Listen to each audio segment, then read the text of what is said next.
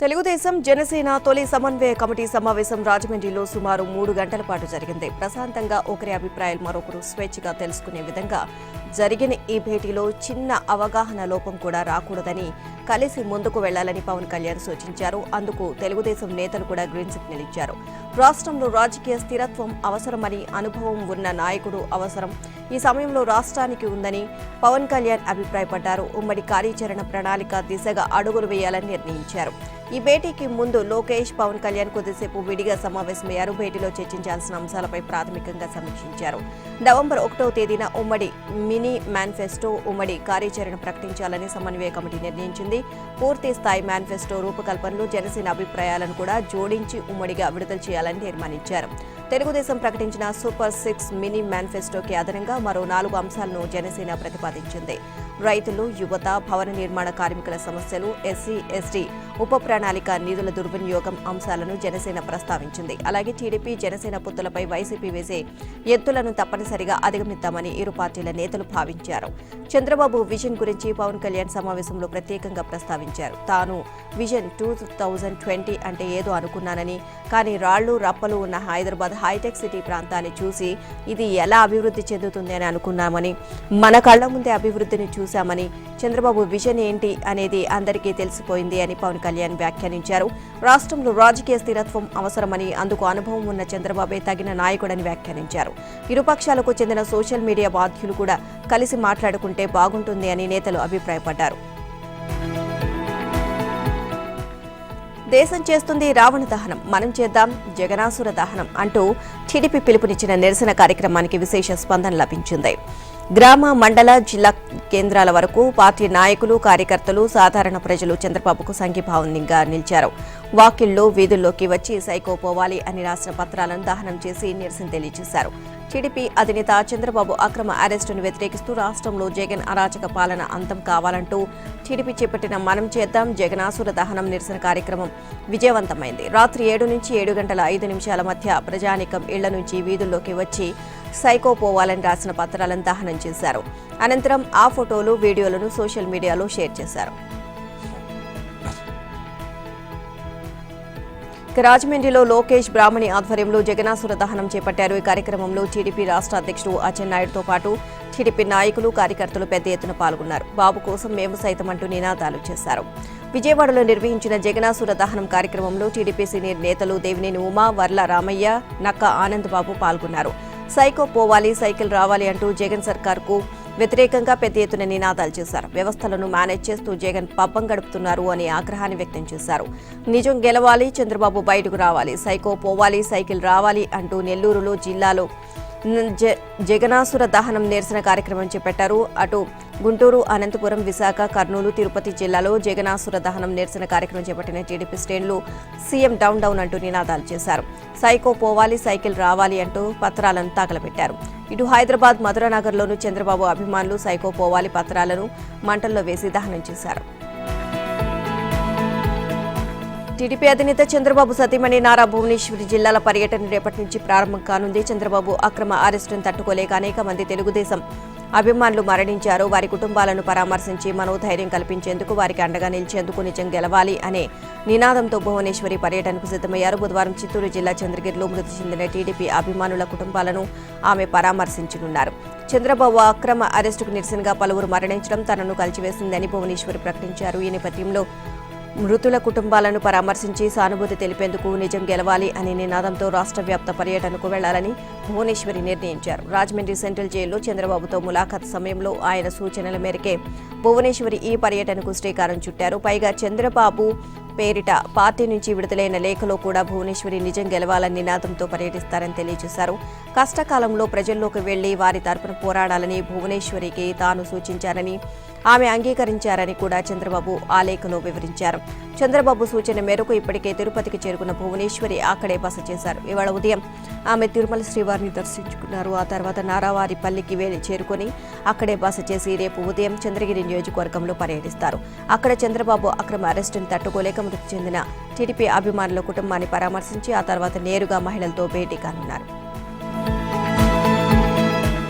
చంద్రబాబు అక్రమ అరెస్టు నిరసిస్తూ సైకిల్ యాత్ర చేస్తున్న ఉత్తరాంధ్ర వాసులపై మంత్రి పెద్దిరెడ్డి అనుచరులు చేసిన అమానుష చర్యలను ఖండిస్తూ విశాఖలో టీడీపీ నేతలు వినూత్న రీతిలో నిరసన పెట్టారు. సాంస్కృతిక కార్యక్రమాలు, ఎద్దు ప్రదర్శనలు నిర్వహించి నిరసన తెలియజేశారు. పుంగనూరులో ఉత్తరాంధ్ర వాసులు సైకిల్ యాత్ర చేస్తుంటే మంత్రి పెద్దిరెడ్డి అనుచరులు ఘోరంగా అవమానించారని టీడీపీ నేతలు ఆరోపించారు. ఎప్పుడూ దేవుడి మాల వేసుకునే పెద్దిరెడ్డి చేసేవన్నీ పాపాలే అని టీడీపీ నేతలు మండిపడ్డారు.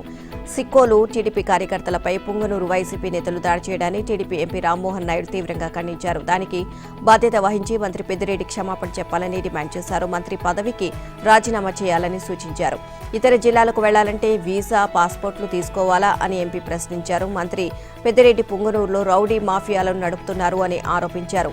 పుంగనూరు ఘటన ఉత్తరాంధ్రకే అవమానంగా భావించాలి అన్నారు.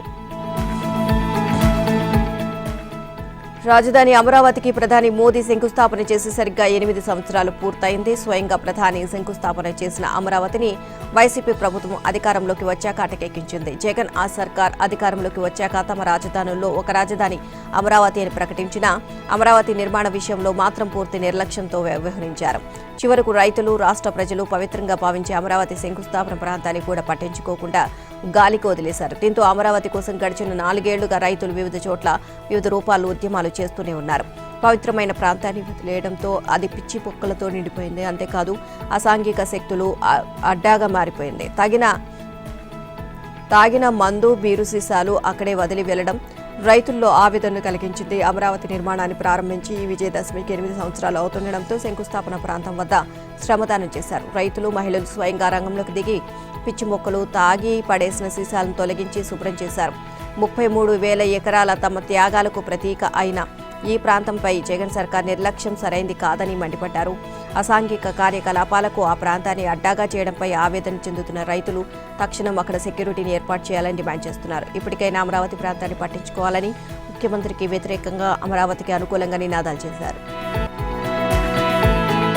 శ్రీ సత్యసాయి జిల్లా రోళ్ల మండలంలోని ఎంపీటీఓ కార్యాలయంలో జరిగిన సర్వసభ సమావేశం గందరగోళంగా మారింది. మండల పరిషత్ నిధుల వినియోగం విషయంలో తమకు అన్యాయం జరిగిందని వైసీపీ ఎంపీపీ కవిత భర్త విజయరంగ గౌడ్పై కాకి పంచాయతీ వైసీపీ ఎంపీటీసీ లక్ష్మి, ఆమె భర్త ఎర్రగుంటప్ప ఆగ్రహాన్ని వ్యక్తం చేశారు. ఎంపీటీసీలకు తెలియకుండా బోర్లు ఎలా తవ్విస్తారని, ఇలాంటప్పుడు తామెందుకు ప్రజాప్రతినిధిగా ఉండాలని ఎంపీపీ కవిత ఎంపీడీఓ ఆజాద్ను ప్రశ్నించారు. ఈ క్రమంలో ఇద్దరి మధ్య తీవ్ర వాగ్వాదం చోటు చేసుకుంది. అక్కడే ఉన్న నాయకులు ఇద్దరికి సర్ది చెప్పారు. ఇందుకు సంబంధించిన వీడియోలు ప్రస్తుతం సామాజిక మాధ్యమాల్లో హల్చల్ చేస్తున్నాయి. వర్షాలు రాక రకరకాల తెగుళ్లు సోకి మిరప పంట ఎండిపోతోంది. దీంతో రైతులు తీవ్రంగా నష్టపోతున్నారు. చేసేదేవి లేక ఉసూరుమంటూ రైతులు పంటను దున్నేస్తున్నారు. అనంతపురం జిల్లా విడపనకల్లు మండలం మాళాపురంలో ప్రకాష్ గౌడ్ అనే రైతు మిరప పంటను ట్రాక్టర్తో దున్నేశాడు. జూన్లో వేసిన మిరప పంట వానజాడ లేకపోవడంతో ఎండిపోతోంది అని, దానికి తోడు తెగుళ్లు సోకడంతో చాలా వరకు పంట కుళ్లిపోయింది అని రైతు ప్రకాష్ గౌడ్ వాపోయాడు. పొలంలో 1/2 ఎకరంలో నీటి కుంటను ఏర్పాటు చేసుకుని పంటకు నీరందించిన ఫలితం లేకుండా పోయిందని, దీంతో పంటను దున్నేస్తున్నాను అని రైతు తెలిపించేశాడు. గతేడాది అధిక వర్షాలకు నల్లి తామర తెగులు సోకి 8 ఎకరాల్లో పంట పూర్తిగా ఎండిపోయిందని, ఈసారి వాన లేక నష్టపోవాల్సి వస్తుందని రైతు ఆవేదన వ్యక్తం చేశాడు. 2 ఏళ్లలో 10 లక్షల పంట నష్టం వచ్చిందని అన్నారు. బెజవాడ దుర్గమ్మ సన్నిధిలో దసరా మహోత్సవాలు అత్యంత వైభవంగా ముగిశాయి. ఈ నెల 15న ప్రారంభమైన శరన్నవరాత్రులు 9 రోజుల పాటు ఘనంగా జరిగాయి. వివిధ విశిష్ట అలంకారాల్లో కనకదుర్గమ్మ భక్తులను అనుగ్రహించారు. ఉత్సవాల చివరి రోజు అమ్మవారు 2 అలంకారాల్లో దర్శనమిచ్చారు. ఉదయం 4 గంటల నుంచి 12 గంటల వరకు మహిషాసురమర్దిని దేవిగా దర్శనమిచ్చిన దుర్గమ్మ మధ్యాహ్నం 1 గంట నుంచి మహానవమి సందర్భంగా శ్రీ రాజరాజేశ్వరి దేవిగా భక్తులను అనుగ్రహించారు. దేవి శరన్నవరాత్రుల మహోత్సవాలు సోమవారం చివరి రోజు కావడంతో దుర్గమ్మను దర్శించుకునేందుకు భక్తులు పోటెత్తారు. పెద్ద సంఖ్యలో భవానీలు తరలి రావడంతో దుర్గగుడి పరిసర ప్రాంతాలన్నీ రుధిరవర్ణంలో ఎరుపెక్కాయి. కనకదుర్గా నగర్ బ్రాహ్మణ వీధి పుష్కర ఘాట్లలో భవానీల సందడి నెలకొంది. శ్రీ గంగా పార్వతి సమేత మల్లేశ్వర స్వామివార్ల ఉత్సవ మూర్తుల ఊరేగింపు అంగరంగ వైభవంగా జరిగింది. మంగళ వాయిద్యాల నడుమ కనకదుర్గా నగర్ మీదుగా బయలుదేరిన ఉత్సవ మూర్తుల ఊరేగింపు దుర్గా ఘాటుకు చేరుకుంది. హంస వాహనంపై శ్రీ గంగా పార్వతి సమేత మల్లేశ్వర స్వామి ఉత్సవ విగ్రహాలకు పూజాది కార్యక్రమాలు నిర్వహించారు. దాదాపు 1:15 నిమిషాల పాటు విద్యుత్ కాంతుల నడుమ హంస వాహనంపై నదీ విహారం చేశారు.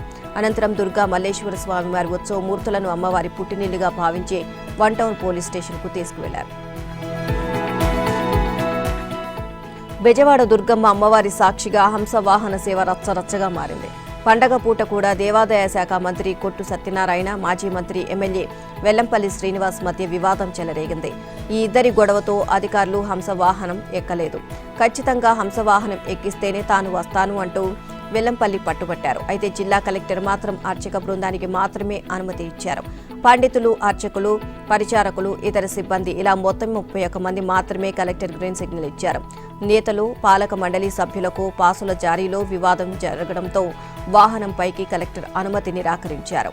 అయితే ప్రజాప్రతినిధులకు ఘాట్ పాసులను మాత్రమే దేవస్థానం జారీ చేసింది. అయితే ఇవేం చేసుకోవాలి అక్కర్లేదు అంటూ ఘాట్ పాసులను వెల్లంపల్లి వెనక్కి పంపారు.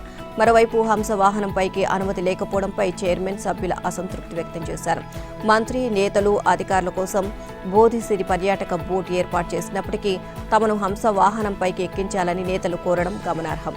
అయితే నిబంధనల మేరకే నిర్వహిస్తున్నాము అని దేవాదాయ శాఖ అధికారులు వెల్లడించారు. కాగా దేవాదాయ శాఖ ప్రస్తుత మంత్రి, మాజీ మంత్రి మధ్య ఎప్పుడు చూసినా నడిచేవే.